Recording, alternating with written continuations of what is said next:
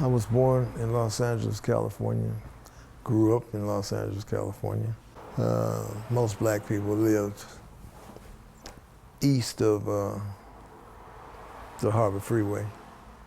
Was the Harbor Freeway built? No, it wasn't built then. Harbor Freeway was built around 1957. And the reason I remember, because when we were kids, we used to ride our bikes on the Harbor Freeway before they actually opened it up for cars.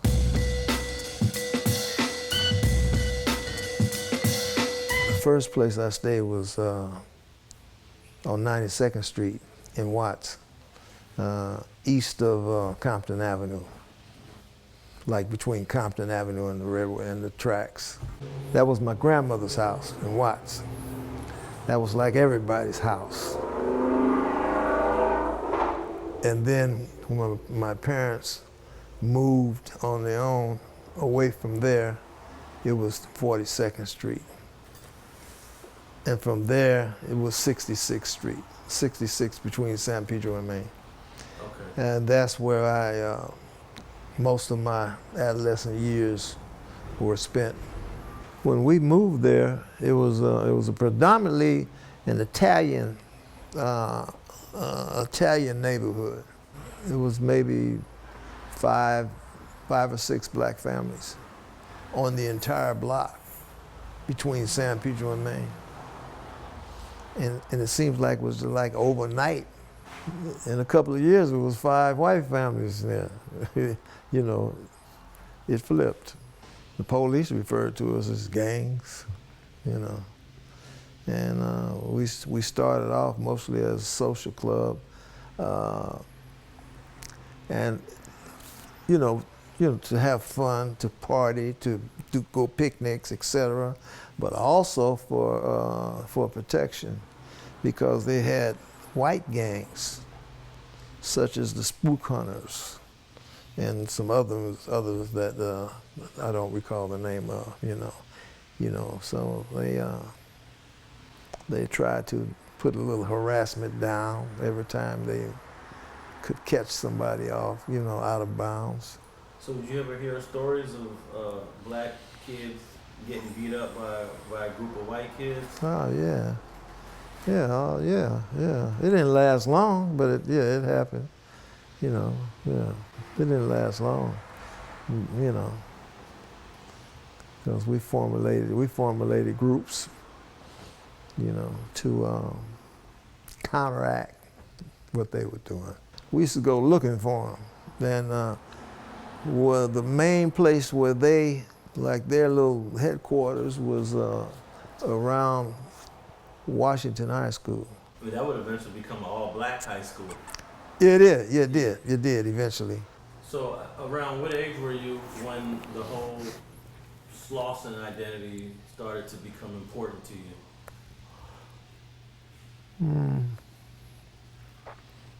Early, junior high school, pre-junior high school, like 13, 14. Oh yeah, 13, 14, yeah. And what was like the process to become, official Slauson? Well, it depends, It's like when I became a member of the Little Flips, we had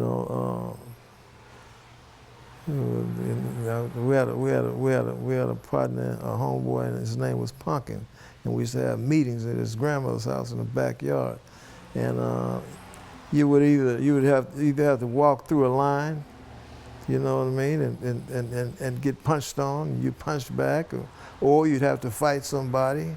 Yeah, they had a few different, and then some people skip those initiations, You may be the little brother to somebody that's already well known. So you may have not been brought through an initiation process. And then some clubs, like the Les Messieurs, when we started the Les Messieurs, there was no initiation like that. It was just a vote, for you to become a member. So the Little Flips and the Les Messieurs, they're part of the Slausons. Mm-hmm. Oh yeah. Oh yeah. And there's lots of cliques. I mean, what do you guys call these sub-identities of the Slausons? Were there names for them, cliques, or? Well, they had big Slausons, they had renegades, they had, warlords, they had a lot of different sets within the village. See, and we're all up under the same umbrella. We're all one brotherhood, but different age brackets. They had little flips, they had big flips. They had big Slausons, little Slausons. And the main, I guess your main rivals back then were the guys in Watts and the businessmen? The Watts and not so much the businessmen, mostly gladiators. Gladiators, the Dale Vikings. They were more of a rival to us than the businessmen because, see, a lot of the older Slausons their families came from the Pueblos and businessmen neighborhoods. You got arrested in 1964. So that Oh yeah, I had to go on a little vacation in '64. Yeah. So you were still in high school in '64. Yeah. Can you talk about what happened or what you did to get arrested? What did I do? Something stupid. I don't know. I don't know. It was about getting some money. That's what it was. I know that's what it was about. And back then, when you were juvenile, we're talking about juveniles. So you either had to go to the YA or to the camps. And what did you have to do at the camp?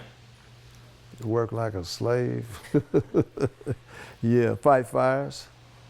Yeah, fight fires. How do you practice to fight fires when you have no experience? They teach you. You learn quick. It's, when you're not fighting fires, you're clearing fields with all these different tools I never knew existed. McLeods and Pulaski's, and, different tools that you use to fight a fire. Because it's rough work. Okay, so you got out in I believe January of '65. Yeah. And Yeah. when you came back to the neighborhood, things were slightly changing in terms of Oh yeah. the clubs and things like Oh that. yeah. What was the Yeah. biggest change you noticed when you came home? That we weren't fighting these different neighborhoods no more. That was like the end of that era. Dudes was joining the Panthers. Because you have to realize, by '65, everyone had graduated from high school. So a lot went to Vietnam. The war was going on at that time. A lot of guys, when we graduated, a lot of guys went to Vietnam. A lot of guys went to work because they were hiring at Firestone Rubber Company, Goodyear, Hughes Aircraft. It's plenty of work. It was plenty of work for blacks at that time. A lot of dudes, they got married. They started having young families. They didn't have time to be, getting in the car, going to parties and crashing parties and, stuff like that. The focus was more on maintaining self-preservation. Yeah, and then others took to the street life. I had a bunch of friends. They were like, "Hey, we ain't driving low rise no more. We're trying to drive Cadillacs," and get into that life. And where did you fall in with all these choices of the streets, being militant, work, family? Where did you line up? Well, by the time when I came home in '65, I was just trying to figure out what I wanted to do, really. Kind of, sort of. I didn't lean too. I leaned more to the street life, to that glamour. Yeah, I leaned more towards that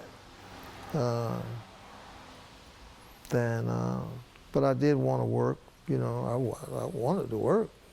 I wasn't trying to go back and get locked up. But that's what, personally, myself, that's the route that I chose to. I gravitated towards that. And then eventually you did get locked up as an adult. 'Cause Yeah. I think you're Yeah. about 18 Yeah, when you came I home. was 18. I got locked up quick.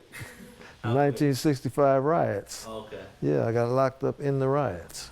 I mean, uh, got arrested, participating in looting and whatnot. It was like something you always dreamed about. I know when I was a kid, I used to have dreams. I said, wish I could just walk up into these department stores and just get anything I want. Well, that's what the 65 riot was. Going to these establishments and just, you can get a basket and just pick what you want, you know. Matter of fact, let me backtrack. I was working at a Head Start program in Green Meadows Park. And I was just like a janitor. It was just a little summer job. I don't think I was making that much money, but it was just something to do. So when the first paycheck I got, I'm standing on the corner of 69th and San Pedro where Ramona's is. I'm waiting on the bus because I'm going downtown and I'm going to buy me a pair of shoes, with this paycheck money. As I'm standing at the bus stop, some of my friends pull up and they ask me where I'm going. So I said, man, I'm going downtown to give me some shoes. They say, man, get in the car. You ain't got to buy nothing. I didn't even know the riot had started. I said, what are you talking about? I said, man, get on in the car, man. You know what I mean? And I looked in the car, they got all this merchandise, all these clothes, so I jump in the car. And from then on, we looted all that day and all that night. I think that next night, is when we got arrested. How long did they hold you for or keep you there? Well, they kept us, you're supposed to, anytime you get arrested, you're supposed to you have 72 hours to go through the process. And we were there probably about a week. They housed us in Lincoln Heights, which was a condemned jail. They had no water coming out of the faucet. It wasn't easy, but it wasn't supposed to be easy. No way, we weren't looking for it to be easy. We had got caught and we were arrested, but they housed us there, and they finally took us to court about a week later to get arraigned. And from there, they took us to this was my first time going to the new county jail. And what was the outcome? I don't know, I can't remember. We got some county time. I think we got 6 months or something. Didn't have to do any prison time. So around this time, now 66, I believe Bunchy Carter came home from prison, either 66 or 67. And he was a renegade Slauson, which is an older group of your group, right? And what was he like? Because you must have crossed paths with him a few times after he came home. Or did you know him before he went, or after he came home? Honestly, I knew of him before he came home. I mean, before he came home. When he came home was when I had the opportunity to meet him. But I got married in 1967, and I had an apartment, and Bunchy used to come by there to visit, and this is when I really got to know him. I remember going to the funeral and it was raining. The funeral was on some big church on the east side. So I know it was in the winter months, so it probably was around January or February. And what kind of blow was that to people who knew him and to the neighborhood and to Black LA? Well, to us it was devastating, from the neighborhood in which we all came up in, because Bunchy had brothers, he had older brothers, he had younger brothers, so just like a family member. I mean, we were a very close-knit group. Thanks for watching StreetGangs.com. Please like and share the video you just watched and leave a comment below to tell us what you think. You can also watch 2 of our previous episodes to the right. Please visit the link to our Patreon page and support our campaign. And don't forget to subscribe.